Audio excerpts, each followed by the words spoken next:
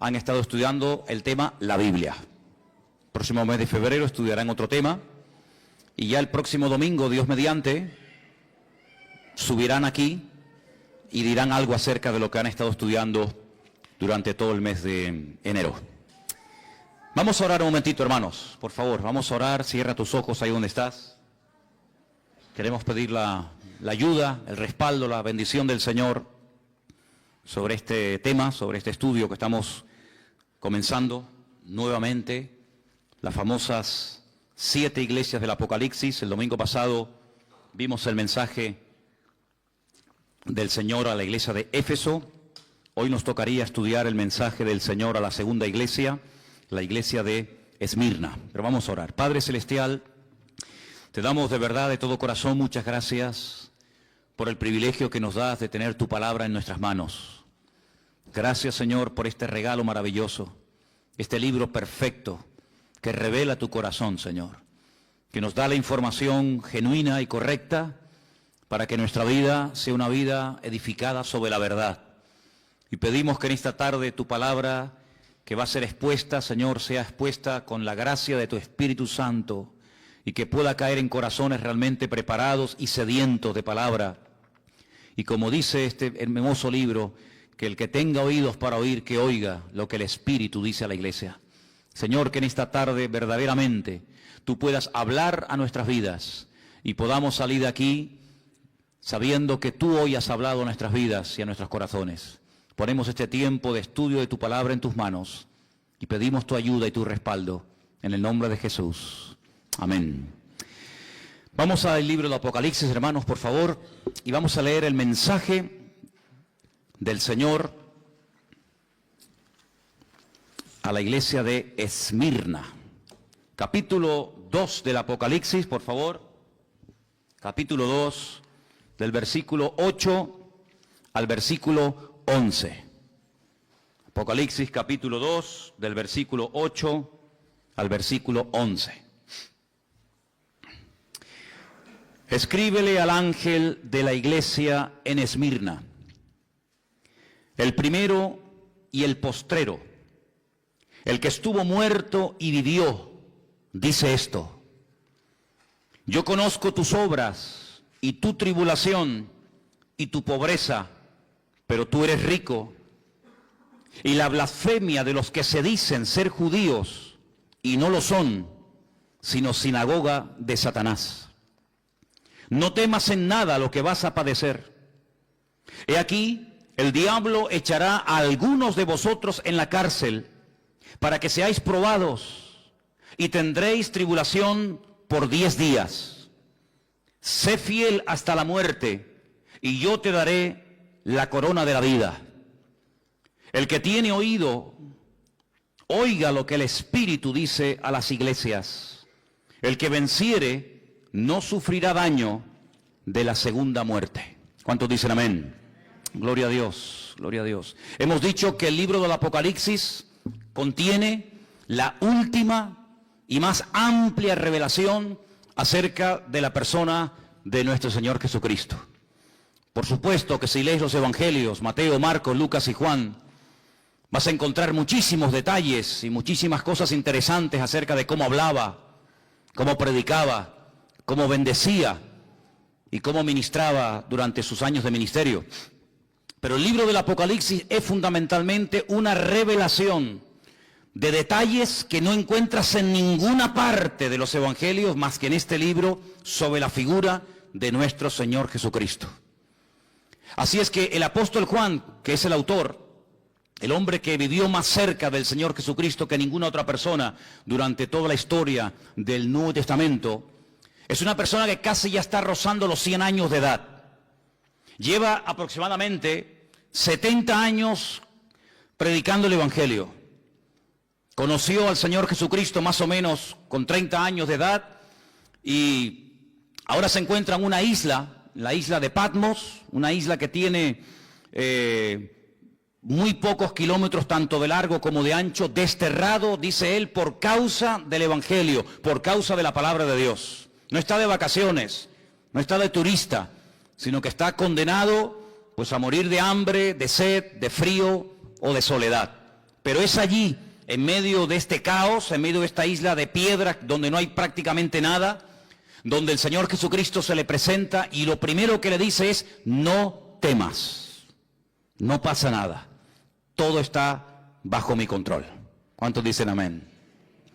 Es en esta isla donde él recibe la revelación de todo el libro del Apocalipsis, y el Señor le dice que lo escriba, que no aprenda de memoria, que no intente retener la cantidad, los miles y miles de detalles y visiones y sueños que él va a ver, sino que los escriba. Pero que los escriba no solamente para que él lo sepa, sino que este mensaje de una forma especial tiene que llegar a 7 iglesias que, como pusimos el otro día en la pantalla, ocupaban un área que hoy en día ocupa el país de Turquía. Las famosas 7 iglesias del Apocalipsis que están mencionadas aquí en el libro del Apocalipsis, ahí las tenéis.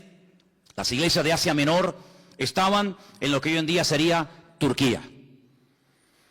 Un país hoy en día conquistado por el Islam, pero que en aquel tiempo era un pilar del cristianismo y de misioneros y de obreros y de personas que amaban y servían al Señor con toda su alma y con todo su corazón.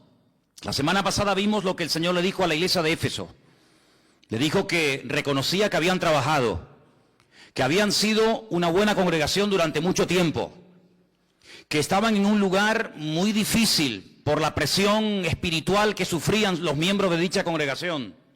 Una iglesia que realmente fue una joya durante mucho tiempo, fue una iglesia madre que produjo otras congregaciones hijas, que son estas. Una iglesia donde el apóstol Pablo estuvo nada más y nada menos que 2 años de su vida allí, sin moverse, en Éfeso. Una iglesia que empezó con 12 personas, pero terminó con miles y miles de miembros. Y una iglesia que conocía muy bien Juan, porque los últimos días de la vida y del ministerio del apóstol Juan los pasó en Éfeso. No murió en Patmos, sino murió en Éfeso. Y fue allí donde vivió también con la madre de nuestro Señor Jesucristo, con María, ¿verdad? Porque él recibió el encargo de cuidarla cuando el Señor Jesucristo moría en la cruz. En ese lugar también fue Timoteo, pastor de esa iglesia durante un buen tiempo. Las cartas que Pablo le escribe a Timoteo, se las escribe cuando es pastor en Éfeso. Allí también había un matrimonio que colaboraban activamente en la obra, un matrimonio que fue un apoyo tremendo para el ministerio del apóstol Pablo, porque además tenían la misma profesión de Pablo, y era Priscila y Aquila. También estuvo un tal Tíquico. Es decir, que los mejores ministerios de la época pasaron por esa congregación. Pero a 56 kilómetros de Éfeso se encontraba la ciudad de Esmirna. La ciudad de Esmirna era una ciudad muy importante. Era una ciudad que la llamaban la flor de Asia. Todos los piropos, la ciudad más hermosa, la ciudad más bonita de esa zona era precisamente la ciudad de Esmirna. La palabra Esmirna significa mirra. Era una ciudad que producía este elemento tan importante en la cultura religiosa de la época como era la mirra. Era una ciudad donde se cree que aproximadamente vivían más de 250.000 personas. Una ciudad bastante grande. Fijaros que el Señor, cuando le dice a Juan que le escriba a la iglesia, la forma como se presenta a la iglesia es muy interesante. Dice en el versículo 8, el primero y el postrero, el que estuvo muerto y vivió. Y esto no es casualidad, porque la ciudad de Esmirna fue fundada en el siglo XII antes de Cristo. Pero los lidios, no los libios, los lidios con D, la destruyeron completamente. Pero ustedes saben que Alejandro Magno, que tenía 4 generales muy importantes que tienen que ver mucho con la profecía del libro de Daniel, uno de ellos se llamaba Lisímaco, y decidió resucitar de los escombros a la ciudad de Esmirna. Después de 400 años de permanecer destruida, este general griego decidió volver a reconstruir la ciudad de Esmirna. Sí, una ciudad que estuvo muerta durante 4 siglos, pero que cuando Juan le escribe esta carta era una ciudad hermosa y activa y comercial y una ciudad muy importante. Por eso el Señor se presenta a la iglesia como el que estuvo muerto mas he aquí que vive por los siglos de los siglos. Amén. Como ustedes, ciudadanos de Esmirna, estuvieron muertos, esta ciudad no existía y nadie hablaba de ella y no había vida, ni había jóvenes, ni había nada, pues ahora esta ciudad ha resucitado. Exactamente igual el Señor hace con la iglesia de Esmirna. Yo estuve muerto, intentaron destruirme, pero aquí que estoy vivo otra vez. Por esa razón el Señor se presenta de esta manera a esta iglesia. Es una ciudad hermosa, espiritualmente hablando muerta, espiritualmente hablando pobre, pero materialmente tremendamente rica. Qué paradoja, ¿no?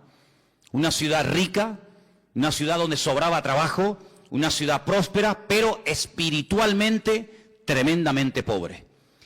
Cuando ustedes leen, por ejemplo, la carta de quien la haya escrito a los hebreos, dice que muchos hermanos en aquella época sufrían el despojo de sus bienes materiales. Por eso la iglesia de Esmirna estaba pasando, entre comillas, una crisis económica. Por eso dice, ustedes son pobres, pero pone entre paréntesis, pero sois ricos, en el sentido de que lo más probable es que las autoridades romanas de la época le hayan quitado todas las posesiones materiales a los hermanos de dicha congregación. Y probablemente era prácticamente imposible conseguir para un cristiano trabajo en la ciudad de Esmirna. Por eso estaban pasando un momento muy difícil. Pero no solamente en esta ciudad había estos problemas, sino que además en esta congregación el Señor les da una palabra de advertencia. Es una de las pocas iglesias de las 7, es una de las pocas congregaciones que no recibe, digamos, una palabra de exhortación para corregir el rumbo, en el sentido de que hay falsa doctrina, enfriamiento del amor o falsas profecías. No. La iglesia de Esmirna recibe una palabra de advertencia porque viene un tiempo de prueba, viene un tiempo de persecución contra la iglesia.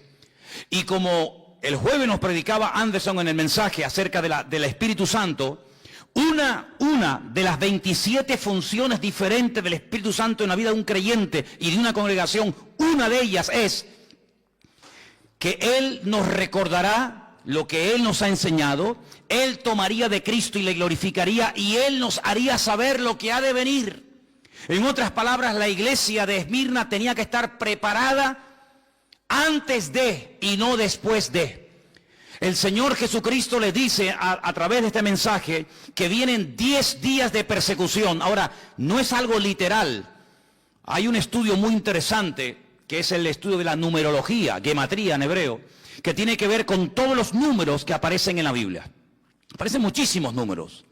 El número 10 no es un número literal en el sentido de que van a venir 10 días de persecución, sino es como una forma de decir, viene un periodo de tiempo, más o menos corto, de persecución.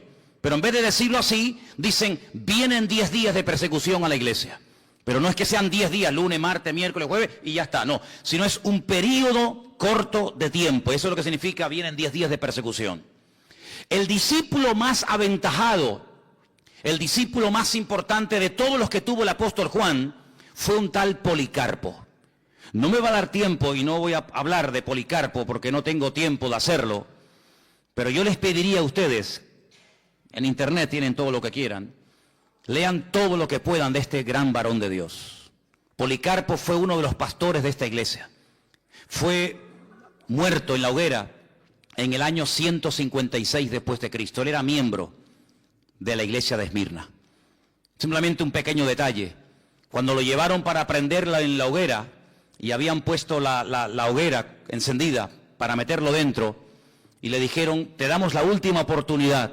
Si reniegas de Cristo, si te retractas en cuanto a tu fe, te libras de la muerte. Y él dijo, no hace falta que me lleven a la hoguera, porque durante más de 80 años he estado sirviendo al Señor. Jamás se ha portado mal conmigo y en el último momento de mi vida no le voy a renegar. Y dice que él salió corriendo y se metió dentro de la hoguera. Y de esa manera dio su vida por el Señor. Y esto fue en la famosa ciudad de Esmirna, la iglesia donde Policarpo asistía. Así que cuando leemos en el versículo 10 que viene tiempo de prueba, que viene tiempo de persecución a la iglesia no podía decir, es que no sabíamos nada. Yo nunca me olvidaré cuando un día, no sé cómo ni quién lo hizo, recibimos un correo, y fue un correo que muchas iglesias recibieron, de un pastor sirio. Un pastor de Siria mandó aquí una vez a esta congregación y a otras un mensaje. Y él decía, si nosotros hubiéramos orado más, cuando tuvimos tiempo para orar, si nosotros nos hubiéramos verdaderamente preparado y no hubiéramos perdido tanto el tiempo en cosas vanas y en cosas que no, al fin y al cabo no sirven para nada, hoy muchos de los hermanos de nuestra iglesia que han muerto como mártires estarían vivos. Pero no tuvimos tiempo, entre comillas, para oír la voz de Dios, para prepararnos.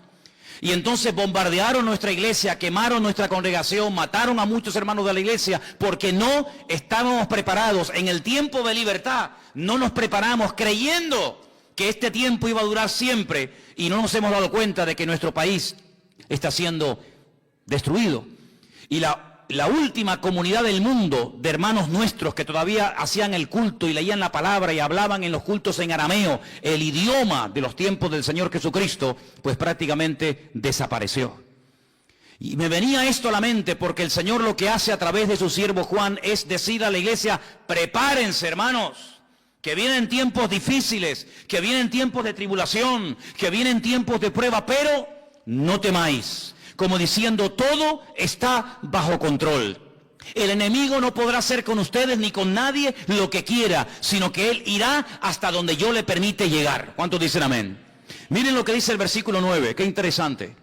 Yo conozco tus obras y tu tribulación y tu pobreza. Déjenme que les diga este dato, porque si en algún momento lo oyes o alguien te hace este comentario, quiero que tú ya sepas de antemano lo que te puede decir alguien.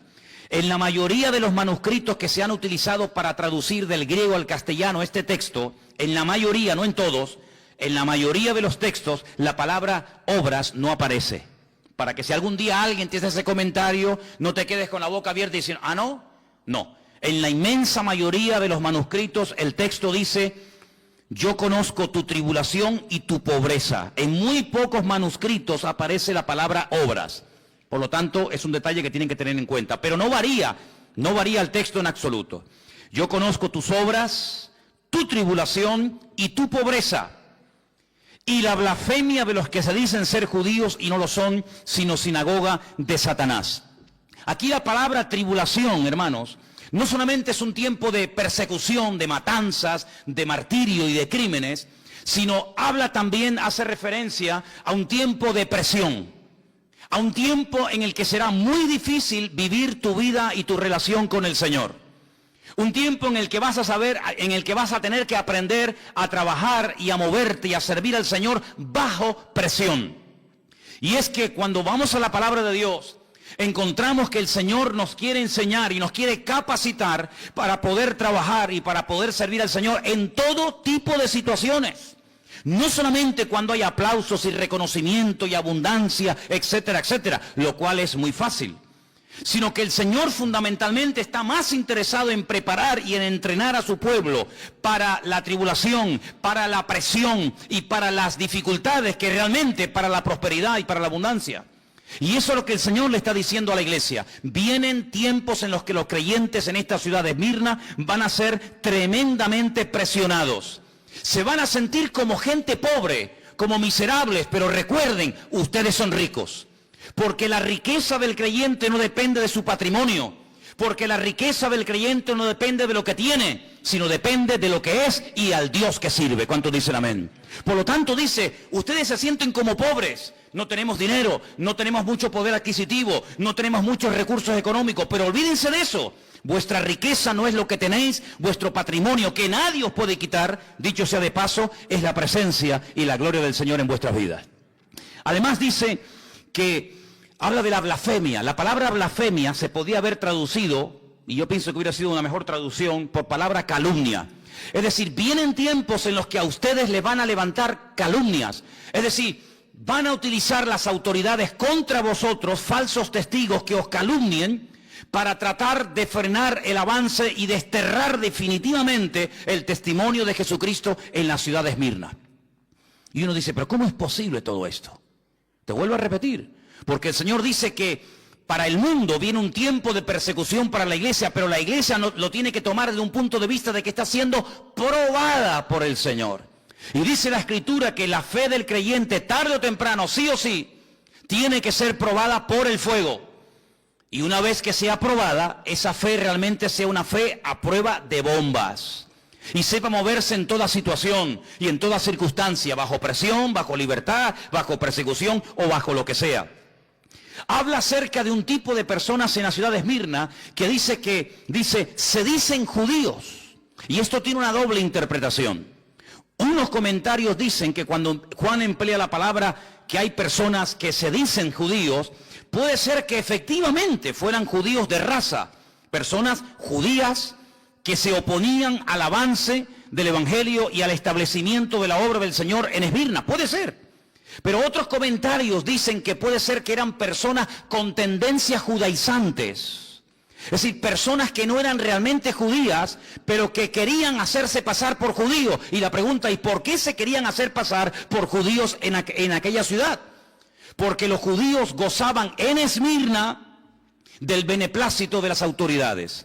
Porque se cuenta que en un momento de la historia, cuando la ciudad quiso ser restaurada, quiso ser reconstruida, los judíos levantaron de su patrimonio personal enormes cantidades de dinero que le dieron a las autoridades romanas y de esa manera recibieron el apoyo, el beneplácito de las autoridades. Y ser judío en la iglesia, en la ciudad de Esmirna, no en la iglesia, perdón, en la ciudad de Esmirna, pues era un punto a favor, pero ser cristiano evidentemente era meterte en follones. Por lo tanto, algunas personas que no eran judíos de raza, de etnia, se hacían pasar por judíos para que de esa manera no tuvieran problemas con las autoridades romanas, pudieran desarrollar sus actividades comerciales, pudieran conseguir trabajo, etcétera, etcétera. Por eso dice, los que dicen ser judíos, que puede ser que lo eran, o también puede ser que no lo eran, pero se hacían pasar por lo que no eran para no tener ningún tipo de problema. En otras palabras, cuando alguien se hace pasar por lo que no es, la Biblia utiliza un término muy directo, y es la palabra hipocresía. La palabra hipócrita significa uno que usa una máscara. La palabra hipócrita se utilizaba en el teatro griego, greco-romano, cuando los actores utilizaban caretas para ocultar su identidad y para hacer un papel que no era verdaderamente el suyo, no era la esencia propia de ello, pero a los actores se les llamaba en cierto sentido hipócritas, no como un término despectivo, sino simplemente como alguien que utilizaba un disfraz, una careta, para que no se le reconociera públicamente. Hoy en día la mayoría de los actores actúan a cara descubierta, pero en aquellos tiempos no era así el teatro, era diferente. Por lo tanto, lo que el Señor está tratando de decir aquí es que la iglesia no tiene que parapetarse, no tiene que esconderse, no tiene que disfrazarse de nada ni de nadie, sino que tenemos que ser lo que somos con todo orgullo para la gloria del Señor. ¿Cuántos dicen amén? Dice el texto que iban a ser perseguidos. Y yo quiero pararme aquí y decir varias cosas referente a esto. Nosotros en este momento, aquí en Europa, concretamente aquí en España, no estamos siendo perseguidos. Pero esto no fue siempre así. Esto no fue siempre así. El que ahora en este momento no quemen nuestras iglesias, no echen a nuestros hijos de las universidades y de las escuelas, que nos dejen leer la Biblia, que podamos tener un culto con un cartel fuera y cantar y todo el barrio irnos, no siempre fue así. En este país ha habido persecución. España es un país bañado con sangre de mártires. España es un país donde han muerto miles de creyentes por la causa del Señor Jesucristo y por el Evangelio. No siempre fue permitida la lectura de la Escritura. Nosotros somos el resultado y el producto de muchos hermanos que pagaron un precio altísimo para que hoy en día nuestra juventud y nuestros niños, y nosotros incluidos, podamos disfrutar de esta libertad. Pero no siempre fue así, queridos hermanos. Y es que si tú estudias la historia de la iglesia desde que nació prácticamente hasta el día de hoy, la iglesia siempre en algún momento de la historia ha sido perseguida. Tenemos ahí en el tablón de anuncios de la iglesia, yo les pediría que después se acerquen y lo vean, los países donde en este momento están nuestros hermanos sufriendo terribles persecuciones. Sin lugar a dudas, de todos los países que en este momento hay persecución, el más el más complicado, el más difícil, donde realmente es un peligro el ser creyente, es en Corea del Norte. Es el país donde más persecución hay en este momento contra la iglesia. Pero por ejemplo en China, hasta hace muy poco tiempo, la persecución contra los cristianos ha sido horrorosa durante años, durante décadas, ¿verdad?, del régimen comunista. Pero como bien saben ustedes, yo hace unos días estuve con un pastor chino, en el barrio chino de Londres, y este hermano me decía que la iglesia está creciendo, que tienen varios cultos durante la semana, pero China es un país donde han estado perseguidos los hermanos durante muchísimo tiempo, pero hoy por hoy hay más de 7,000 chinos que cada semana están entregando sus vidas a Cristo y bautizándose para la gloria del Señor. Es decir, que donde más los han perseguido es hoy por hoy donde más está creciendo y extendiéndose el Evangelio. ¿Cuántos dicen amén? ¿En Europa hubo persecución? Claro que sí, pero gracias al Señor estamos temporalmente pasando un tiempo de libertad. Pero el Señor no tiene que pedirle permiso a nadie para que en un momento determinado, si Él lo considera oportuno, por un breve periodo de tiempo, la iglesia, su pueblo, sus hijos, seamos probados con algún tipo de presión, con algún tipo de persecución. El creyente tiene que partir de la base de que por muy bien que lo quieras hacer, por muy bien que te comportes, por muy buen testimonio que tengas, en cualquier momento se pueden levantar enemigos contra ti. El apóstol Pedro es muy claro cuando habla a los hermanos que están siendo perseguidos en aquella época y les dice: hermanos, por favor, no os sorprendáis del fuego de la prueba que os ha sobrevenido, como si alguna cosa extraña os aconteciese. Los padecimientos que estáis pasando en este momento en otras latitudes, en otras naciones del mundo, también hay hermanos que los están experimentando y sufriendo. Por lo tanto, si en algún momento nos enteramos, o tú mismo, en la familia, en el trabajo, en la universidad, o donde sea, te sientes presionado, perseguido, cuestionado, etcétera, no te sorprendas, va en el paquete, va incluido que en un momento determinado, sin necesidad de pedirte permiso, Dios te puede poner a prueba en este área de tu vida, si Él lo considera oportuno. ¿Pero qué le dice el Señor a la iglesia? ¿Solamente le da la información? ¿Para qué? ¿Para asustarla? No, para prepararla. Pero además le dice: no temas. Y esta expresión, hermanos, no temas, es una expresión que a mí de verdad me fascina, porque el Señor sabe que como seres humanos en algún momento podemos tener miedo. Hay gente hoy en día, tal vez entre nosotros puede ser, que haya gente que le tenga miedo a cosas que si las contaras y las dijeras, tal vez alguna persona se reiría, pero a ti realmente te da temor. Hay gente que es incapaz de acercarse al borde de una montaña porque dice que se le va la cabeza y tiene miedo a las alturas. Hay gente que tiene miedo a los gatos. Hay gente que tiene miedo a quedarse solo o sola. Hay gente que tiene miedo a caer enfermo. Hay gente que tiene miedo a dormir con la puerta cerrada y tienen que dormir con la luz encendida. Hay tanto tipo de temores. Pero el Señor a todos y a cada uno de nosotros, en cualquier circunstancia o situación en la que nos encontremos, siempre el Señor te dirá: no tengas ningún temor, no temas. Yo estoy contigo y nadie te podrá hacer frente en todos los días de tu vida. ¿Cuántos dicen amén? ¿El Señor nos puede probar? Claro que sí. Hay un versículo que quiero leerlo, lo tengo aquí apuntado, no quería olvidarlo. Está en 2 de Timoteo 3:12, te lo leo y dice: todos los que quieran vivir piadosamente en Cristo Jesús padecerán persecución. ¿Conocías ese versículo? Todos los que quieran vivir piadosamente, ordenadamente, santamente en el Señor, padecerán persecución. 2 de Timoteo capítulo 3, versículo 12. El Señor le dice a la iglesia: vais a ser perseguidos, pero no tengáis ningún temor. Y le dice: sigan siendo fieles. Esa expresión cuando le dice sean fieles, en el texto original dice sigan siendo fieles. No es que a partir de ahora vais a ser fieles, no, hasta aquí habéis sido fieles. Pero cuando venga la persecución, seguid perseverando en vuestra fidelidad. Y hermano, es que hay un ingrediente, hay una asignatura que no puede ser en nuestras vidas, una asignatura pendiente, y es la constancia en el Señor. Imagínense la cantidad de gente que hemos conocido en todos estos años. Me doy cuenta que hay mucha gente que empieza bien, se animan, comienzan a leer la Biblia, comienzan a venir a los cultos, comienzan a interesarse por las cosas del Señor, pero hermano, eso está muy bonito y está muy bien. Pero aquí lo importante no es tener una buena temporada, aquí lo importante es ser fiel, como dice aquí, hasta la muerte. ¿De qué sirve que leas durante un mes todos los días la Biblia y te levantes temprano a orar, si luego al mes siguiente no sabes ni dónde dejaste la Biblia y ya ni siquiera te acuerdas del Señor ni de orar? No quieras correr y abarcar demasiado en poco tiempo. Sed fieles y constantes hasta la venida del Señor, dice la Escritura. Estad firmes y constantes, creciendo en la obra del Señor siempre. La Biblia apela continuamente a la fidelidad, a la constancia, a la perseverancia, un día y otro día, sin afanarse, sin preocuparse, sin ningún temor, sin ninguna preocupación, sino dependiendo el minuto a minuto, el día a día de la presencia de nuestro Dios.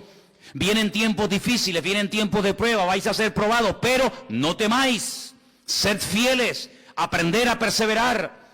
Y es algo muy interesante ver que en la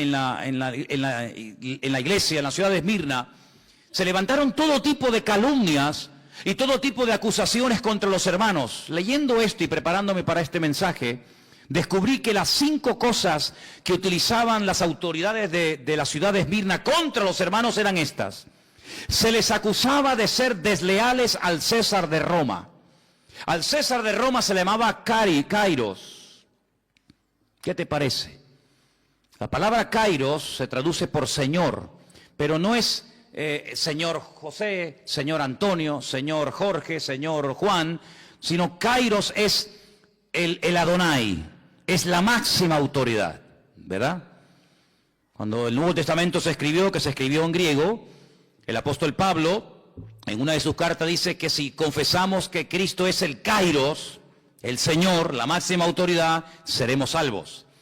El César de Roma era el que tenía este título, la máxima autoridad, el Señor. Por lo tanto, había que ofrecerle pleitesía, había que postrarse delante de un busto, delante de una estatua del César de turno, cuando pasabas por delante de él. Los cristianos se negaban rotundamente a adorar como si fuera un dios al César de Roma. Los cristianos estaban dispuestos a morir antes de doblar sus rodillas y adorar al César como si fuera un dios. Eso fue lo que le dijeron a Policarpo en el 153 después de Cristo. Pero ¿qué más te da? Di que el César es el Kairos, que es el Señor, y después te vas a tu casa y aquí no ha pasado nada. Pero él dijo, bajo ningún concepto, el Kairos, mi autoridad y mi Señor no es un hombre, es mi Señor Jesucristo. ¿Cuántos dicen amén? Por eso eran acusados de ser gente peligrosa, de ser gente desleal a las autoridades de la época, nada más lejos de la realidad. Segunda calumnia o acusación, que era gente inmoral y practicaban el canibalismo. Y tú dices, ¿cómo se puede acusar a un cristiano de ser un caníbal? Porque resulta que cuando llegaba el momento de partir el pan y el vino, esas reuniones que se llamaban en aquella época ágapes, donde había coinonía, donde había comuniones, eran a puerta cerrada. Sí, hermanos, sí. Eran a puerta cerrada, no podían entrar gente que no fuera realmente miembros de la congregación, no podían entrar visitas, no podían entrar inconversos. Los ágapes, cuando se repartía el pan y el vino, aquel pacto, aquel nuevo pacto, donde el Señor dijo, el que no come mi carne y el que no bebe mi sangre, y sabemos que es algo metafórico, de ahí que tenemos que estudiar hermenéutica, ¿verdad? No puede ser mi discípulo, no puede formar parte de mi familia, pues había extendido la idea de que hacían actos de canibalismo y comían carne humana y bebían sangre de seres humanos por las malas palabras traducidas o interpretadas del Señor Jesucristo. Y decían que esos actos eran como lo que hacían los romanos, orgías y lugares de promiscuidad sexual, y los acusaban de eso. Tercera calumnia o acusación, los acusaban de ateos. Como si fuera un delito ser ateo. Pero como no eran politeístas, como no adoraban a Afrodita, ni a Apolos, ni a Júpiter, ni a ninguna divinidad de la época, sino que adoraban a un solo Dios y que encima no se le podía representar en forma de hombre o de mujer, los llamaban ateos, personas peligrosas, porque eran personas en contra de la religión establecida de la época. Los acusaban de incendiarios. Ahora pueden entender por qué Nerón les echó la culpa a los romanos de haber prendido fuego a Roma, lo cual no fue cierto, que lo hicieron los cristianos, sino fue él. ¿Por qué? Porque en los cultos se hablaba mucho acerca del infierno. Se hablaba mucho acerca de las llamas eternas del fuego del infierno. Y entonces les acusaban de que esta gente algún día le prendería fuego a las fortalezas romanas, a los templos romanos y a las ciudades romanas y las terminarían destruyendo. Y finalmente los acusaban de romper familias. El evangelio a veces distancia y separa miembros de la familia. Seamos sinceros. La Biblia nos enseña que a veces cuando una persona se convierte, tus familiares por un tiempo, no siempre, pero por un tiempo, pueden llegar a convertirse en tus peores enemigos.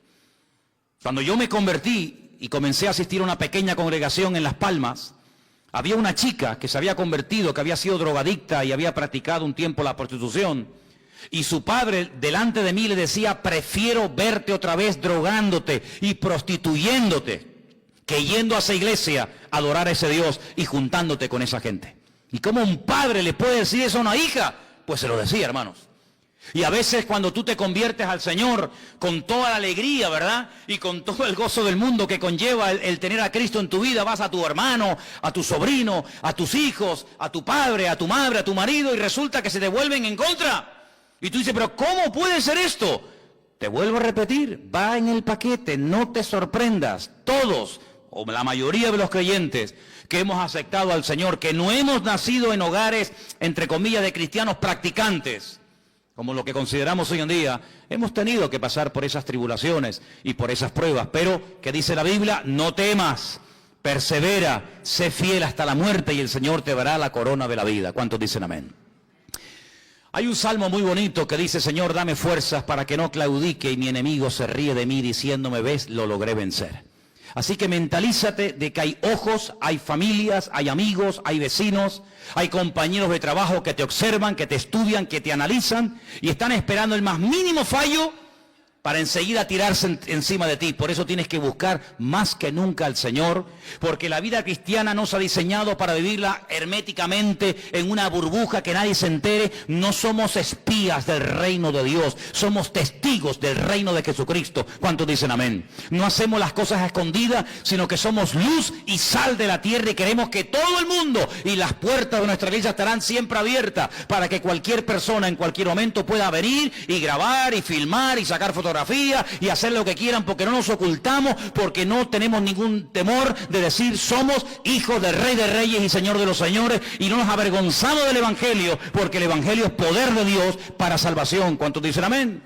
Pero a ellos los acusaban de eso en aquella época, y muchos murieron, y muchos fueron descuartizados y quemados y torturados hasta la muerte. Ahora, hay algo muy interesante en el mensaje del Señor a esta iglesia que quiero destacar. Si os dais cuenta, en el versículo 9 aparece un nombre.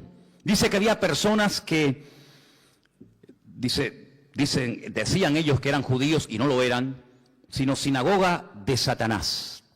Y luego aparece en el versículo 10 la palabra diablo.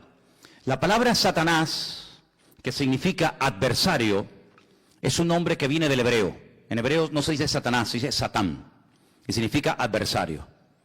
Y después en el versículo 10 aparece la palabra diablo, que significa acusador. Es el mismo personaje, pero como a veces aparece, habéis visto en la Biblia, ¿no? Seol y Hades. ¿Habéis visto, no? Es lo mismo, es el mismo sitio, pero uno está dicho en griego y otro está dicho en hebreo. Bueno, pues Satanás está dicho en hebreo y diablo está dicho en griego. Pero es la misma persona. Lo que pasa es que el significado de Satanás es adversario, como he dicho, y el nombre diablo significa acusador. ¿Por qué dos nombres en el mismo pasaje a la misma iglesia? Por una sencilla razón. Porque el nombre es el código genético de la persona. El nombre es mucho más que una señal identificativa. Si yo digo, por ejemplo, a ver, Ferrari, ¿qué les viene a la cabeza? Un coche. Cristiano Ronaldo.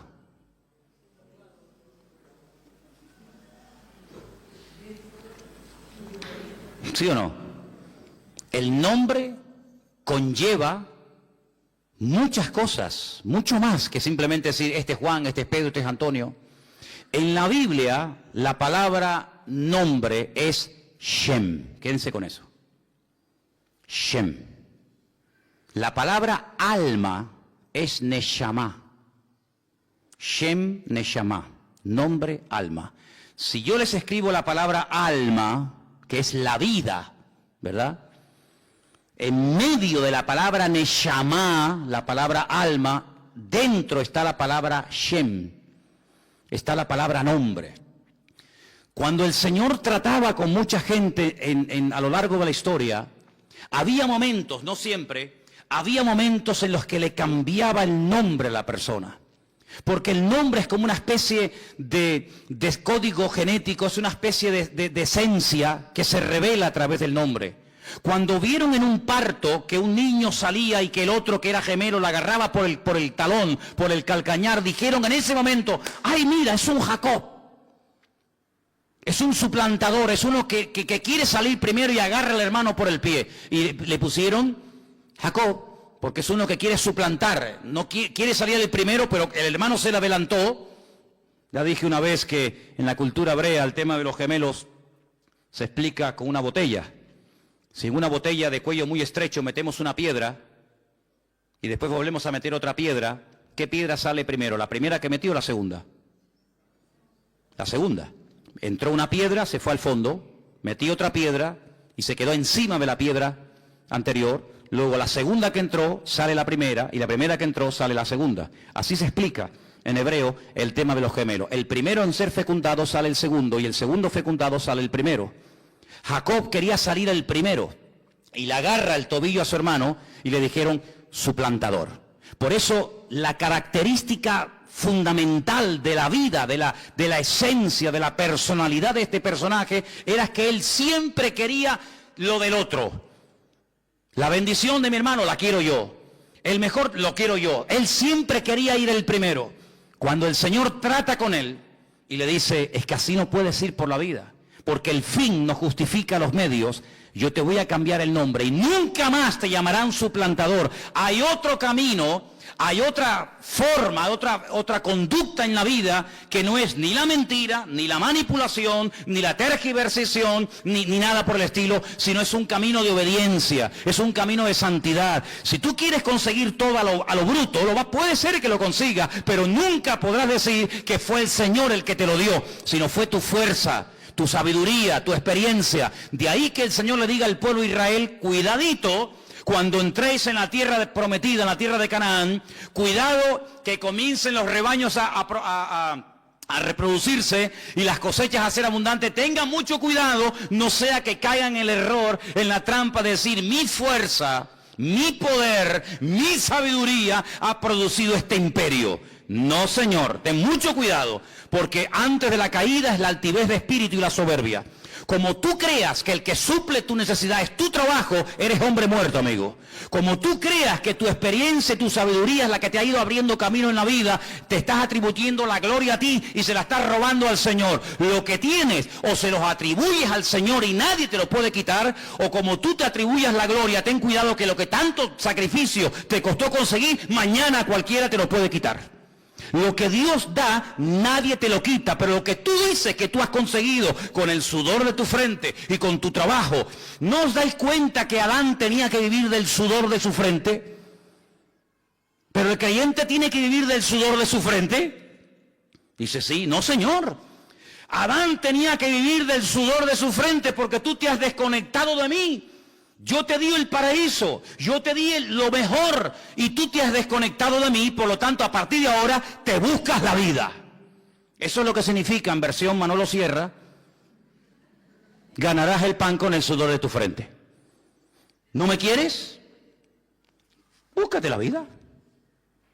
A partir de ahora vas a comenzar a sudar. Conmigo no ibas a sudar nunca. A partir de ahora, cuando sudes, vas a decir: madre mía, ¿cómo cuesta sacar estas patatas? ¿Cómo cuesta conseguir este trabajo? Claro, pero cuando vamos al Nuevo Testamento, encontramos que el modelo que Cristo nos enseña es otro. Dice: el justo por la fe vivirá. Tú eliges. ¿Quieres sudar la camiseta y tú ser el que consigue las cosas de la vida? Adelante, amigo, no hay ningún problema. Pero si quieres, te enseño otro modelo de vida. Y es depender del Señor, el pan nuestro de cada día, dánoslo hoy. Al fin y al cabo, ¿qué es más difícil? ¿Vivir por tu esfuerzo personal o vivir por fe? Bueno, habrá respuestas para todo.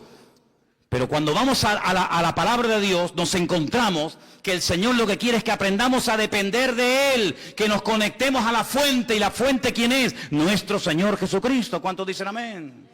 Dile al que está a tu lado, ¿cómo quieres vivir tú? ¿Como Adán o como Cristo? Tú decides, amigo. Tú decides cómo quieres vivir. Seréis probados. No es malo ser probado. Es una buena señal. Es una buena señal. ¿Sabes cuál es una mala señal? Que no te esté pasando nada. ¿Sabes a quién no le pasa nada? ¿Sabes a quién no critican? ¿Saben a quién no calumnian? ¿Sabes quién nunca se siente mal si sube el petróleo o baja el petróleo? Si pierden el trabajo. ¿Saben quién? Los muertos. Nunca vas a ver una manifestación de muertos en el cementerio de San Lastenia. No nos hacen caso. Nos tienen aquí abandonados, metidos en cajas. No me traes flores. Te has olvidado de mí. Te has enamorado de otro hombre. Te has enamorado de otra mujer. Los muertos no se quejan. Porque nadie se mete con ellos. Es con los vivos. Por lo tanto, el ser probado es una buenísima señal, querido. ¿Y probado en qué? ¿En qué fue probado Cristo? ¿En qué fue probado Cristo? Dice la Biblia, ¿en qué fue probado? ¿En qué? En todo. ¿Y tú crees que nosotros vamos a ser mejor que Él y no vamos a ser probados en todo? Si Él fue probado en todo, ¿qué garantía tienes tú de que Él no permita, si lo desea, en un momento determinado que tú y yo también seamos probados en todo? ¿Cómo vas a conocer la fidelidad de Dios si toda la vida vives en abundancia? Pero cuando vives en escasez vas a poder decir con autoridad, no desde la plataforma de la teoría, sino desde la realidad, el Señor es mi pastor y nada me faltará. Yo sé lo que digo, ¿verdad? ¿Qué testimonio puede dar el enfermo que ha visto un toque de Dios en su vida, de decir, el Señor es mi médico divino, ¿verdad?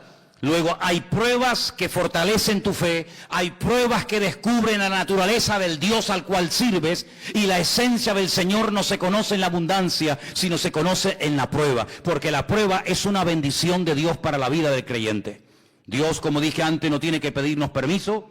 Todo está bajo el control de Dios, y lo importante no es el tiempo que Dios permita la prueba, sino la actitud que yo voy a tener durante el tiempo de prueba, porque la actitud es lo que marca la diferencia. ¿Cuántos dicen amén?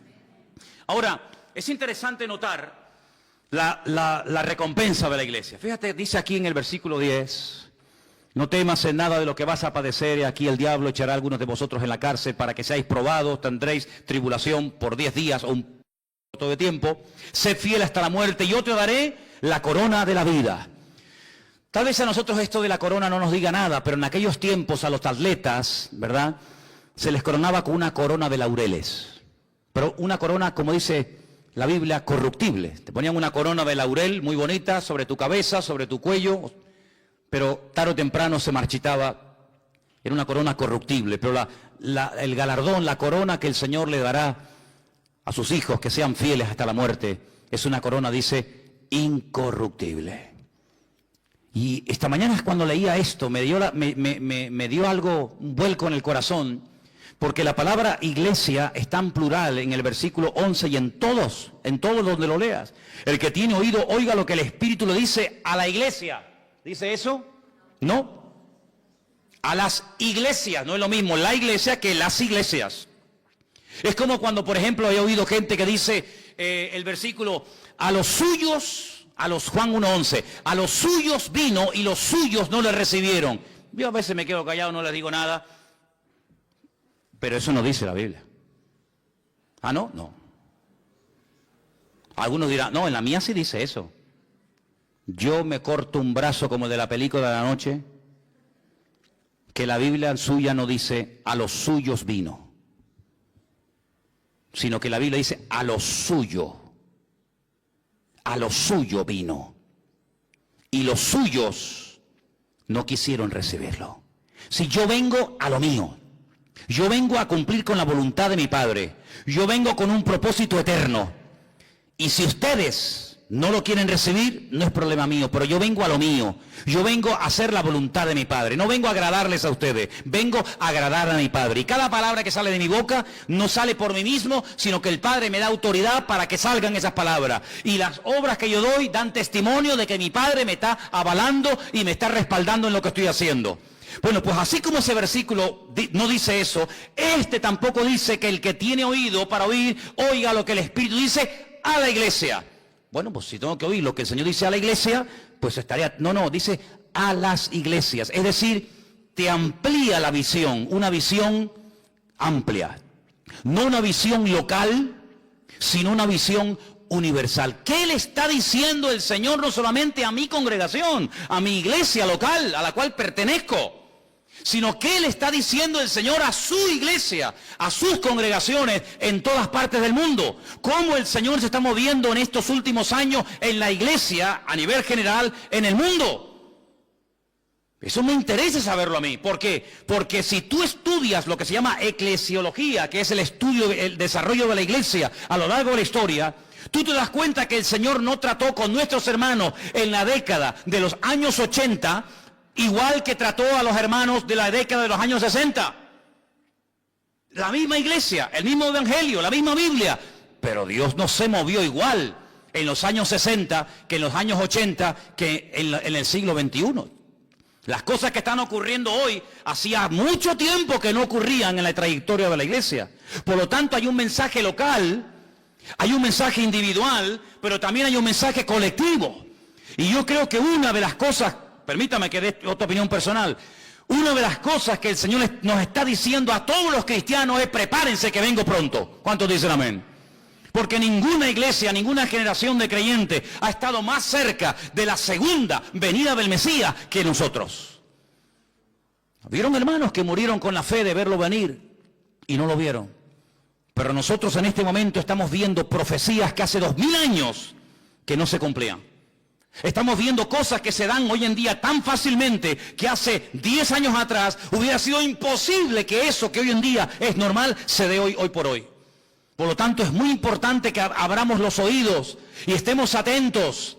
Y hay algo que nos puede ayudar, a veces no tanto, pero a veces nos puede ayudar, y es oír las noticias, leer los periódicos, ver cómo habla la gente del mundo. Ver cómo hablan en las tertulias, ver cómo hablan los políticos, y te das cuenta de que ha empezado el principio de dolores. Ustedes que están en la calle y que conocen a tanta gente de la calle, tú no palpas, no te das cuenta cómo habla la gente, qué preocupaciones tiene, qué temores tienes. Por eso dice la Biblia que en los últimos tiempos las iglesias tienen que estar atentos a los mensajes en plural que Dios está lanzando a su pueblo. Porque el Señor no ha parado de hablar. El problema es que hay muchos que han dejado de oírle. Y cuando una persona no le oye es porque o no quiere oír o porque es sordo. Y la iglesia no es sorda, pero hay creyentes que a veces no quieren oír ciertas y determinadas realidades.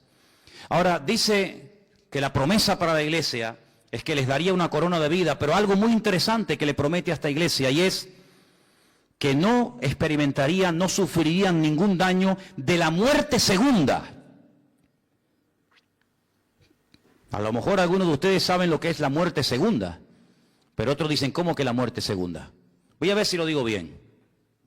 El que nace una vez, morirá 2 veces. El que nace 2 veces, morirá una vez. Lo repito. El que nace una vez, morirá 2 veces. El que nace 2 veces, morirá una vez.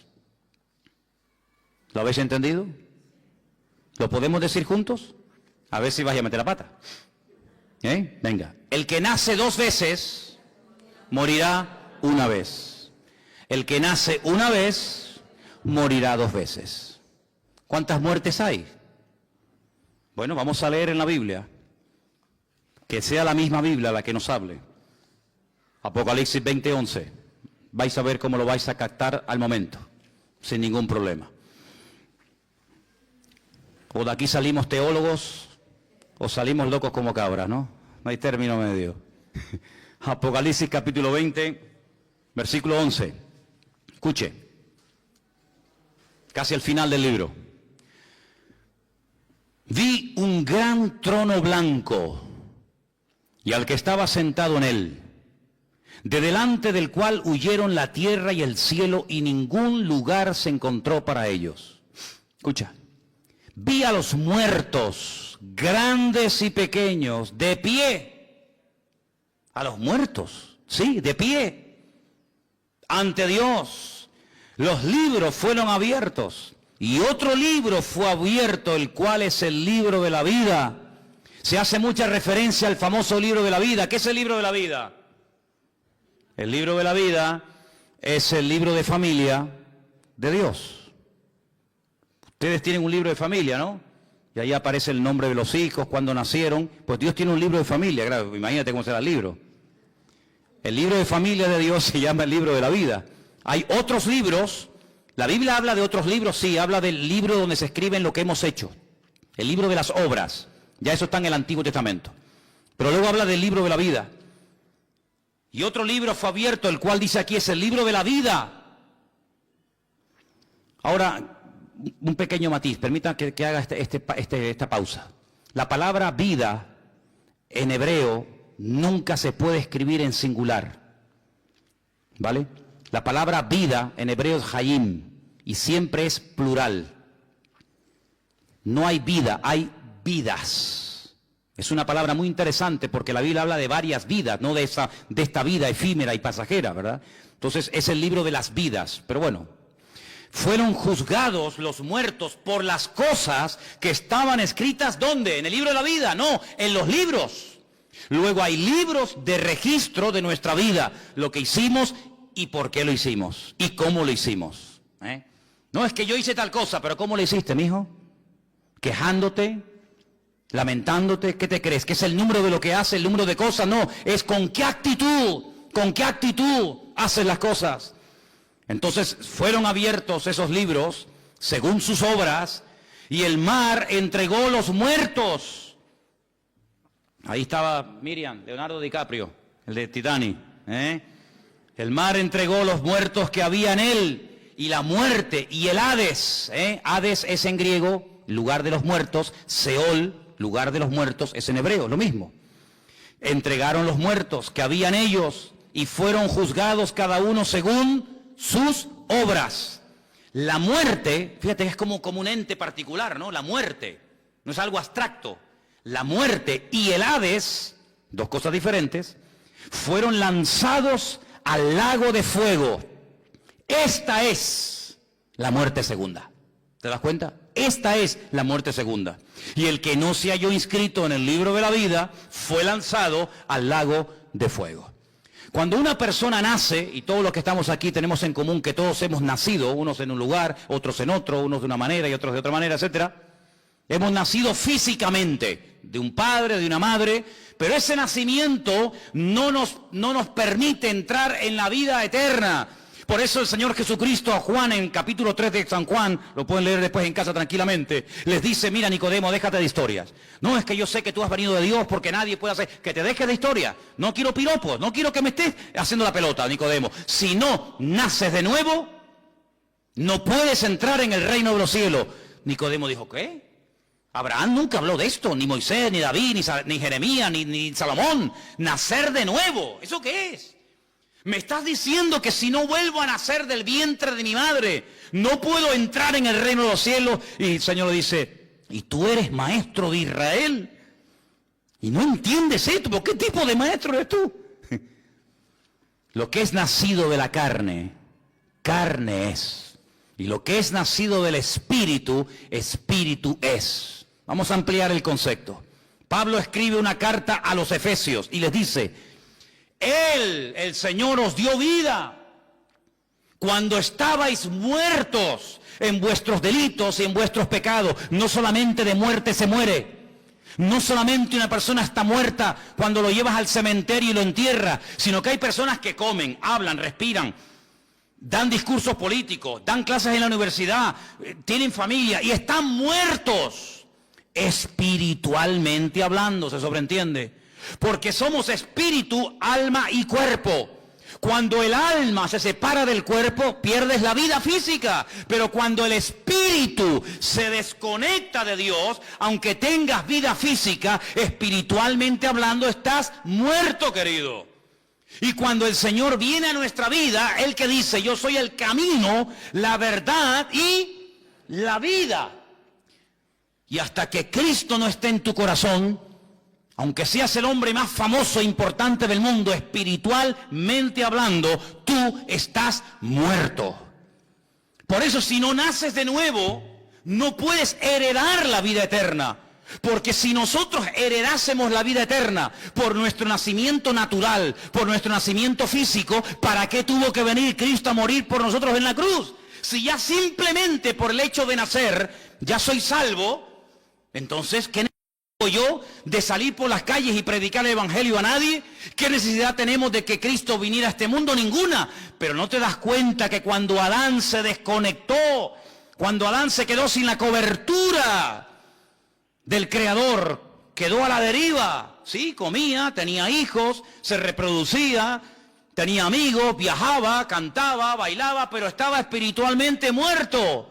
Pero cuando se vuelve a producir la unión, la conexión entre el Creador y la criatura, ese espíritu que quedó desconectado, ese espíritu que quedó muerto, ¡pum!, vuelve otra vez a la vida. Y eso es lo que la Biblia llama nacer de nuevo. Por eso dije, el que nace una vez, es decir, el que nació porque su madre lo parió, pero no nació espiritualmente hablando, morirá 2 veces. Morirá el día que le toque, 14 de mayo del 2016. Hasta ahí llegó Juan Palomo. Ahí se murió. Pero ese hombre resucitará algún día. Y se presentará delante de Dios, ¿sí o no? Y el Señor abrirá el libro y dice, a ver, ven para acá, ¿cómo te llamas? Juan Palomo. Juan Palomo. O Juan Bochugo. No, Juan Palomo no aparece aquí. ¿Cómo que no aparece ahí? Pero si yo era el director de la Caixa, y yo era el catedrático, y yo era... Sí, pero es que aquí no aparecen títulos. Pero si yo di 1 millón de euros a Cáritas, que es que aquí no aparece en este libro lo que hiciste. Juan Palomo, por J, ¿verdad? Sí, si no tenía Juan. No aparece. Condenado a muerte. Otra vez morir. La segunda muerte. La primera ya la tuviste el 14 de mayo del 2016. Ahora otra vez tendrás que morir eternamente. Porque cuando un vecino te fue a regalar una Biblia, te burlaste de él. Porque cuando alguien te invitó a la iglesia, pasaste olímpicamente, dijiste que te ibas a ver el Tenerife con no sé quién. Porque no tuviste tiempo, porque eras el tío más ocupado de la tierra, porque tenías tiempo para todo y para todas, menos para Dios. Entonces ahora vas a morir otra vez, pero de esta no te escapas, amigo. Entonces el que nace una vez, muere 2 veces, el día que te toca y cuando el Señor te juzgue en su presencia. Pero si tú naces 2 veces, yo nací el 2 de octubre de 1961 en Caracas, Venezuela. Yo nací una vez, pero hace no sé cuántos años atrás, alguien me habló de Cristo y yo le dije, Señor, cámbiame la vida, yo acepto a Cristo como mi Señor y mi Salvador personal. Y ese día en Las Palmas yo volví a la vida, volví a nacer de nuevo. Y entonces cuando yo muera, pues moriré una vez, pero cuando resucite y me presente delante del Señor, el Señor me dirá, buen siervo fiel, en lo poco fuiste fiel, en lo mucho te pondré. Entra en el gozo de tu Señor y viviré eternamente en la presencia del Señor. Por eso yo te pregunto esta tarde, ¿cuántas veces has nacido? 1. Ay, amigo, no te queda nada. ¿O has nacido 2 veces? El nacimiento físico nos mete en el planeta Tierra. El nacimiento espiritual nos introduce en la vida espiritual, en la vida eterna con el Señor Jesucristo. Por eso la promesa del Señor a Esmirna es esta. El que cree en mí no sufrirá, no experimentará ningún daño de la segunda muerte. Hay gente que tiene ya el nicho comprado, las flores, la caja, todo lo tienen ya listo. A Santa Lucía o a Mafre, le tienen ya todo comprado. ¿Y cómo se compra la vida eterna, amigo? ¿Qué compañía de seguro te lo ofrece? Yo les animo a que mañana vayan a Mutua Tenifeña, o a Mafre, o a la compañía que ustedes quieran y le digan, mire, estoy asistiendo a una iglesia evangélica y el pastor predicó ayer de que tengo que tener la vida eterna. Ustedes me pueden preparar mi morada celestial en la presencia del Señor por la eternidad. Y te voy a decir, esta gente está loca como cabra, amigo. Porque el mundo nos prepara para la vida esta, para esta vida. Y el diablo es un experto en tener entretenida a la gente para que no piense que esta vida es pasajera, pero que la verdadera vida es la que nos falta. Miren cómo hacen los casinos, sin ventanas. ¿Para qué? Para que la gente pierda la noción del tiempo. Y estés allí, nunca olvidaré cuando un día fui a Las Vegas a ver qué era aquello. Y la gente echaba moneda, y era las 4 de la tarde, las 10, no, pierden la noción del tiempo con la maquinita, jugando. Así es el diablo, le da juguete, entretenimiento. Ahora están de moda los drones, y te encuentras a un tipo de 40 años en un parque jugando a las 3 de la mañana con un dron. Y yo digo, no habrá otra cosa más importante que en la vida que estar con un aparatito a las 4 de la mañana, viejo. Y este era el regalo para el niño. ¿Qué niño? Era para él. Pasa con el cuento del niño. Se lo compró para él. 4 de la mañana allí. ¿Qué hace? No, aquí jugando.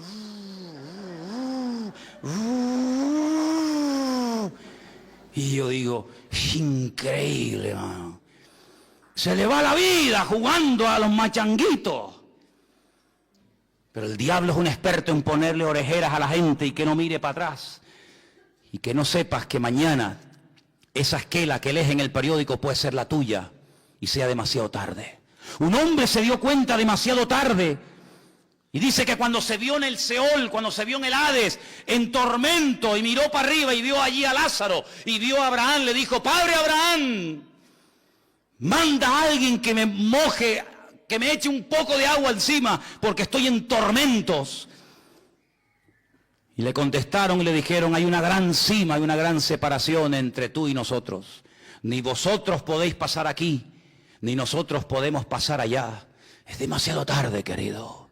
Tú tuviste tu recompensa en vida y este pobre la tiene ahora en la segunda vida. Bueno, pues entonces ya que yo no tengo remedio y ya que yo no voy a salir de aquí, estoy condenado eternamente. Ahora me acuerdo que tengo una familia enorme y un montón de hermanos. Manda, Padre Abraham, a alguien a mi casa para que le dé testimonio, para que no vengan aquí conmigo, porque para mí sería terrible ver aquí conmigo a mi padre, a mis hijos, a mis primos, a mis hermanos. Y Abraham le dice, a los profetas tienen, Abraham tiene, a Moisés tienen, que lean la escritura y a través de la escritura, a través de la palabra pueden llegar al conocimiento de la verdad. ¿Tú estás preparado para ese momento? Uno lo ve muy lejos, ¿verdad? Uno dice, pues si tengo 20 y pico, ni siquiera tengo 30 años, veo tan lejos, sí, hermano.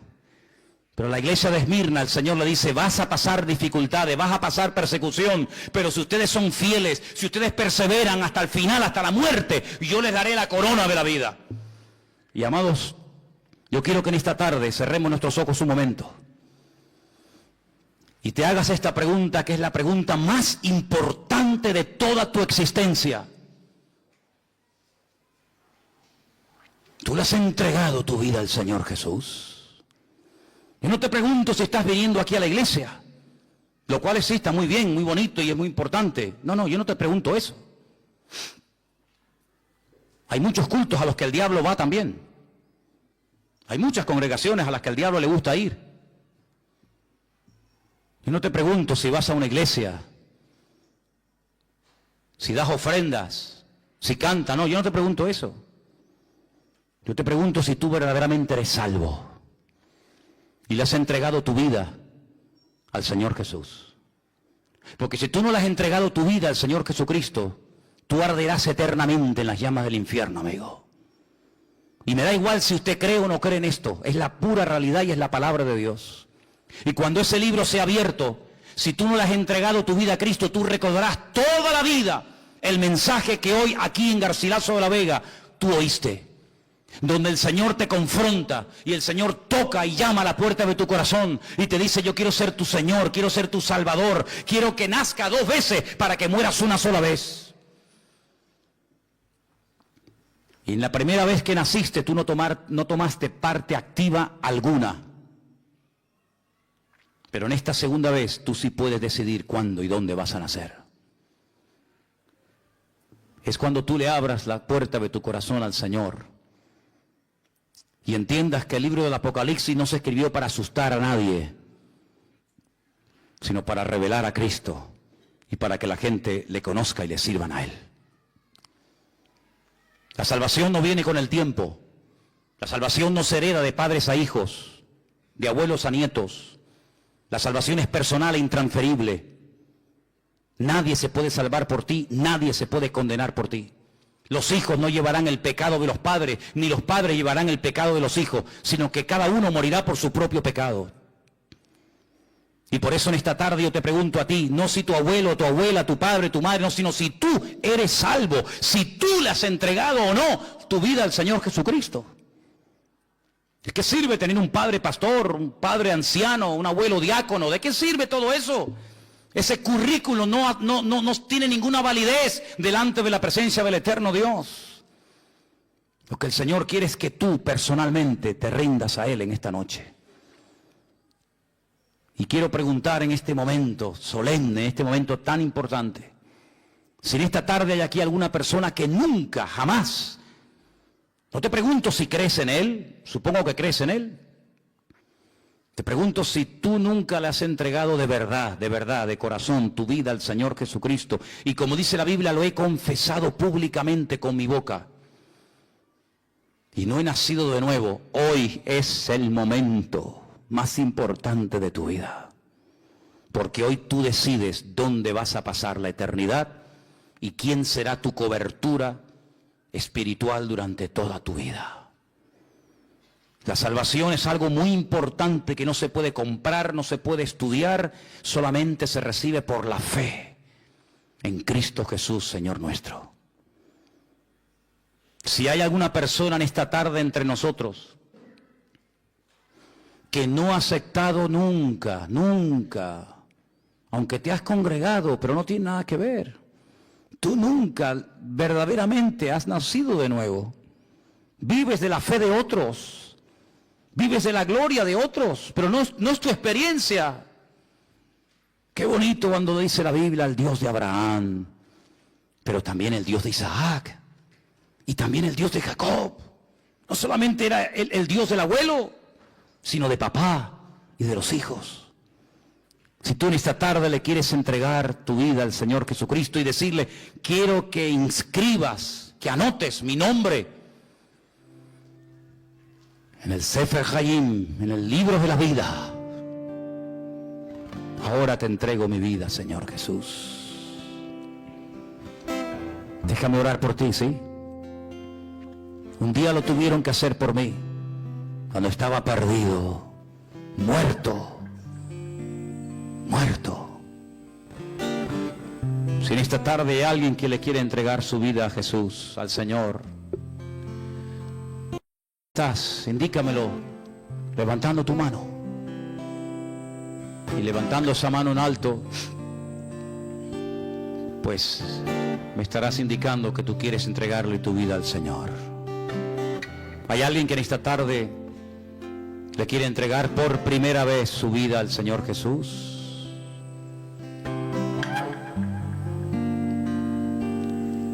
Aleluya, Jesús. Me dijo hace muchos años un pastor finlandés en el País Vasco, qué importante, Manolo, es de vez en cuando en las iglesias hacer un llamamiento. Imagínate que hubiera una sola persona en esa reunión que quisiera entregarle su vida a Cristo. Así que, si en esta tarde hay alguna persona que le quiera entregar su vida a Cristo, pues ahora es el momento. ¿Hay alguien más? ¿Hay alguien en esta tarde? Amén. Cierra tus ojos. Un momento muy, muy importante. Señor Jesús, te damos gracias por las oportunidades que nos das para salvarnos en este mundo enfermo, en este mundo que tienen de todo, pero están pobres espiritualmente. Después de haber estado unos días con un hermoso grupo de hermanos que ya conocíamos de otros viajes que hemos realizado a otras partes, hemos estado en Turquía visitando lugares tan maravillosos como la antigua ciudad de Éfeso, la Odisea, Esmirna, Pérgamo, Capadocia, lugares realmente extraordinarios donde hay mucha historia bíblica que contar. Damos gracias al Señor, como siempre, que Él guarda nuestra salida y nuestra entrada. Y aquí estoy una vez más con todos ustedes para compartirles el devocional de hoy, que va a estar basado en la carta a los Hebreos, concretamente en el capítulo 11, a partir del verso 24, la palabra del Señor nos dice lo siguiente. Por la fe Moisés, hecho ya grande, rehusó llamarse hijo de la hija de Faraón, escogiendo antes ser maltratado con el pueblo de Dios, que gozar de los deleites temporales del pecado, teniendo por mayores riquezas el vituperio de Cristo que los tesoros de los egipcios, porque tenía puesta la mirada en el galardón. Como bien saben ustedes, Moisés es uno de los personajes más importantes de la historia bíblica. Fue el instrumento que el Señor utilizó durante mucho tiempo para sacar a su pueblo de Egipto, de la esclavitud, conducirlo por medio del desierto, con la idea de llevarlos a la tierra de Canaán, la tierra que fluye leche y miel. Fue un hombre realmente extraordinario. La vida de Moisés la podríamos dividir en tres grandes bloques de 40. 40 años en Egipto, 40 años en el desierto y 40 años pastoreando, dirigiendo al pueblo de Israel. Fue salvado milagrosamente cuando era un pequeño niño, un bebé de escasos unos meses. Fue criado por la hija del faraón. Durante sus primeros 40 años vivió cómodamente, no le faltó absolutamente de nada, aunque él no era egipcio. Su hermana Miriam lo observó y sabía perfectamente que iba a estar bien cuidado por la hija del faraón. Cuando ya cumplió 40 años, salió a dar una vuelta por Egipto y todos conocemos un poco la historia de este grandísimo hombre de Dios. Hay un momento en el que él toma una decisión, para algunos sin sentido, pero fue una decisión acertada. La Biblia dice que él se identificó con el pueblo que sufría. Al fin y al cabo, él era de ese pueblo. La palabra de Dios nos enseña que él rechazó todos los, los derechos, todos los privilegios que tenía por haber sido criado en la corte del faraón, porque tomó una decisión y fue la de identificarse con el pueblo de Israel y sufrir como uno más de ellos. Y la palabra de Dios nos enseña que Dios lo utilizó de una manera extraordinaria. Él sabía que Egipto le podía proporcionar una vida cómoda, placentera, sin ningún tipo de necesidad de nada, ni de ropa, ni de comida. Pero sin embargo, él rechazó todo eso por amor a su pueblo. Hermanos queridos, ¿no les suena esto algo muy parecido a lo que hizo el Señor Jesucristo por nosotros? El cual se despojó de toda su gloria para venir aquí a sufrir, a morir por nosotros, ocupando nuestro lugar en la cruz del Calvario, con el objetivo de sacarnos de la esclavitud, pero no de una esclavitud tal vez física, como Moisés sacó a su pueblo de Egipto, de la esclavitud bajo el yugo de Faraón, sino sacarnos de las garras del pecado, sacarnos de las garras de Satanás y llevarnos a su presencia. Lógicamente, estamos en este peregrinaje rumbo hacia nuestro destino eterno, que es la Nueva Jerusalén, la ciudad de oro, la recompensa eterna que Dios le proporcionará a todos aquellos que han sido fieles hasta la muerte. Hermanos queridos, Moisés fue un hombre muy utilizado por el Señor. No logró entrar en la tierra prometida por detalles que ahora no tengo tiempo para compartirles, pero sabemos que nuestro Señor Jesucristo, el cual murió y resucitó al tercer día, Él sí nos va a poder conducir a nuestra morada eterna, porque Él venció a Satanás. Su victoria es nuestra victoria. Y la recompensa, el galardón, la corona, está preparada para todos aquellos que aman al Señor y están preparados para recibirle. Estamos en una peregrinación por este planeta Tierra. Unos viviremos más, otros menos, pero sea como sea, seamos fieles hasta la muerte. No estemos tan pendientes de las vanidades de este mundo, que son efímeras, son pasajeras, nada permanece. Estamos viviendo tiempos de cambios. Vienen probablemente tiempos de persecución para la iglesia, para los creyentes. Ya han comenzado esos tiempos de persecución en otras latitudes y seguramente en algún momento también nos tocará a nosotros de una u otra manera. Por lo tanto, no estemos tan aferrados a las cosas de este mundo, que hoy las tienes y mañana las puedes perder. Pongamos la mirada y la confianza únicamente en nuestro buen Dios, el cual ha prometido estar con nosotros todos los días hasta el fin del mundo. Sabemos que el mundo se ha vuelto loco, por decirlo de alguna manera. Las noticias nos asaltan, nos golpean cada día, todas negativas, tratando de asustar, tratando de meter miedo, que es una de las herramientas, es una de las armas favoritas del diablo. Siempre ha intentado meterle miedo al hombre. Cuando no es una cosa, es otra. Ahora estamos oyendo en la televisión noticias tremendas y sabemos que el mundo irá de mal en peor. El Señor Jesucristo ya lo dijo muy claramente en uno de sus grandes mensajes. Lo encontramos en Mateo capítulo 24. La maldad irá en aumento. Y vemos que la maldad no está disminuyendo. La corrupción, la inmoralidad, los hurtos, los robos, las guerras no van cada vez a menos, sino al contrario, cada vez todo va a peor. Y en medio de esta sociedad caótica y enferma, lo quieran reconocer, lo quieran admitir algunos o no, nosotros tenemos que seguir brillando. Dice la Biblia que tenemos que ser la luz del mundo, luz que quieren apagar. Somos la sal de la tierra. Nuestras voces no quieren ser oídas en muchos ambientes. Pero hermanos queridos, esto no es nada nuevo. No tenemos que sorprendernos del fuego de prueba que nos ha sobrevenido, como si alguna cosa extraña estuviera aconteciendo, sino más bien gozaos y alegraos, porque esto significa de que las profecías se están cumpliendo. Lo que dijeron los apóstoles, el mismo Señor Jesucristo, los profetas del Antiguo Testamento, todo se está cumpliendo. Y tenemos que estar preparados para tiempos de cambio. Se aproximan, vienen cambios muy grandes en el mundo, en la economía, en lo espiritual, en lo social, en todo. Y la iglesia tiene que estar preparada y no perdiendo el tiempo, mirando a otras direcciones, escuchando y prestando atención a otras voces. Nuestro punto de referencia no son las redes sociales, no son las noticias, que muchas veces vienen distorsionadas, manipuladas, sacadas de contexto. Nuestro punto de referencia es la palabra de Dios, la Biblia. Ella es nuestro fundamento.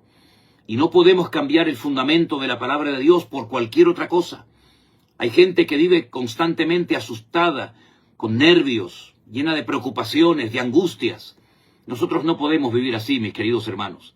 Sabemos que pase lo que pase y venga lo que venga y suceda lo que suceda, el Señor está con nosotros. Hemos estado hace unos días en Capadocia, donde hemos visto, sí, cosas muy impactantes, pero sobre todo tuvimos en cuenta, y por lo menos así lo compartimos, que allí es donde se tenían que ocultar, allí donde tenían que esconderse nuestros hermanos que sufrían terribles persecuciones. Hermanos que no tenían pastores, no tenían iglesia, no tenían redes sociales, no tenían una Biblia completa. A veces recibían algún mensaje de algún apóstol, como Pedro, Pablo, Juan. Pero hermanos queridos, se mantuvieron fieles y fueron un ejemplo en aquel tiempo y para nosotros también hoy en día. Nosotros somos responsables de mantener viva y encendida la luz del Evangelio. Repito, muchos la quieren apagar. En colegios, en universidades, gobiernos enteros, naciones enteras que no quieren que hablemos. Nos prohíben compartir la palabra, nos prohíben repartir la palabra de Dios. Lo estamos viendo cada día. Pero hermanos queridos, esta es nuestra época, esta es nuestra etapa. Somos responsables ante Dios y ante el mundo de no dejarnos amedrentar ni arrastrar por la corriente de este mundo. Vamos en contra de la corriente. Nuestros principios, nuestra moral es completamente distinta. A algunos no les gusta, a algunos incluso les molesta que creamos en lo que creamos, que vivamos como vivimos. Pero nosotros no tenemos que agradar a los hombres. Eso no tiene que ser nuestra preocupación. Nuestra ocupación principal no debe ser agradar a la gente, sino agradar a Dios. Y a veces, muchas veces, la mayoría de las veces, por querer agradar a Dios, no le vamos a caer bien a los hombres. Ya lo dijo el Señor Jesucristo. Por mi causa, por mi nombre, seréis aborrecidos de todas las personas. Por lo tanto, si en tu familia, en tu puesto de trabajo, o en cualquier lugar donde vivas, estás siendo aborrecido, estás siendo objeto de burla, de crítica, de menosprecio, Gózate en el Señor. Gozaos y alegraos, dijo el Señor, porque vuestro galardón es grande, porque así hicieron también con nuestros hermanos y con los profetas de la antigüedad. Así que imitemos en este caso a Moisés, tomemos sabias decisiones, abandonemos, soltemos las cosas de este mundo, que son todas vanidades y no sirven absolutamente para nada. No amemos las cosas, vamos a usarlas para la extensión del reino. Sí, disfrutemos con la familia, disfrutemos de la vida, pero no nos olvidemos que estamos en tiempos difíciles. Estamos viviendo tiempos peligrosos. Y todavía tal vez no nos ha tocado a nosotros, pero ya nos tocará. Y ya estamos comenzando a ver cómo el diablo está moviendo las piezas y poniendo cada cosa y cada persona en su sitio para que se cumplan las profecías de las cuales hemos hablado y predicado durante años, muchos años. Pero ha llegado el momento de marcar una diferencia, de mirar al Señor y no dejarnos seducir por nada ni por nadie. El diablo está deseando que nos postremos, como le dijo al Señor, si postrado me adoras, te daré todos los reinos de la tierra. Y eso es lo que quiere el enemigo, que tú te postres, que tú claudiques, que tú rechaces la enseñanza bíblica que recibiste durante años de tu padre, de tu madre, de tu abuela en tu congregación. Pero no lo vamos a hacer, porque tenemos que ser fieles hasta la muerte, y solamente los que perseveren hasta el fin, esos serán salvos. Te animo a orar juntamente conmigo en este día, en esta mañana que recién comienza, poniendo nuestras vidas y todo lo que vamos a hacer en las manos de nuestro buen Dios. Padre Celestial, gracias por tu promesa de que tú estarás con nosotros todos los días. Gracias, Señor, porque tú nos prometes en tu palabra cuidarnos, suplir nuestras necesidades, ayudarnos en todo momento, y pedimos, Señor, que ahora más que nunca tú estés con nosotros. Ayúdanos, Señor, bendícenos, provee en abundancia toda necesidad de tu amada iglesia. Y queremos, Señor, servirte y honrarte como tú te mereces y como ya hemos decidido hace muchos años servirte. Guíanos en este día y que guardemos siempre tu palabra y que atesoremos tu presencia en nuestros corazones y que no dejemos que tapen nuestras bocas ni apaguen la luz que tú has puesto en nosotros. Ponemos este día en tus manos con acción de gracias en el nombre de Jesús. Dios les bendiga, mis queridos hermanos. Bendiciones para todos ustedes. Si no se han suscrito a nuestro canal de YouTube, háganlo. Se llama Centro Evangélico Vida Nueva. No pongan mi nombre en ningún canal porque yo no tengo ningún canal a mi nombre. Son canales falsos. El único canal oficial es Centro Evangélico Vida Nueva. Todo lo que salga de ahí no tiene nada que ver con nosotros. No tenemos canales a nivel personal. Eso se lo dejamos a otro tipo de personas. Nosotros tenemos el canal de nuestro ministerio. Repito, Centro Evangélico Vida Nueva. En Facebook, en YouTube y en Instagram. Pronto estaremos, Dios mediante, por Guatemala, donde el pastor Jeremías me ha comunicado que ya no hay más plaza, ya no hay más lugar.